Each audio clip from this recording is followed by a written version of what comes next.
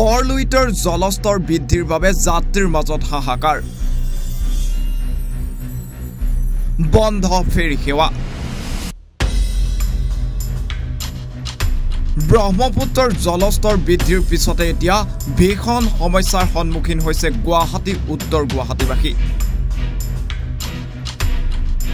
কিয়নো জলস্তৰ বৃদ্ধিৰ পিছতে সোমবাৰৰ পৰা বন্ধ কৰি ৰখা হৈছে ফেৰী সেৱা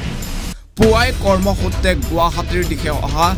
লোকসকল ঘূৰি যাবলগীয়া হৈছে ফেৰী ঘাটৰ পৰা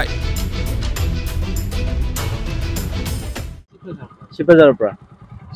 আহিছে এতিয়া ফেৰী নাই বৰ অসুবিধা হৈছে ফেৰী নোহোৱাৰ কাৰণে আপুনি দিল্লী পাৰ হয় নেকি আমি দিল্লী পাৰ হওঁ কিন্তু এইকেইদিন আহি আছোঁ এনেকৈ আহিব বুলি ভাবোঁ কিন্তু নাহে আকৌ হেৰি ঘূৰিব লগা হয় ঘূৰিলে বহুত সময় লাগে ঘূৰিলে কমচে কম এঘণ্টা লাগে আকৌ ইয়াৰ পৰা ঘূৰি যাব লাগিলে এইফালে গুৱাহাটী উত্তৰ গুৱাহাটী সংযোগী দলংখনৰ নিৰ্মাণ কাৰ্য শীঘ্ৰে সম্পন্ন কৰি ৰাইজক স্থায়ী সমাধান দিবলৈ আহ্বান যাত্ৰীসকলৰ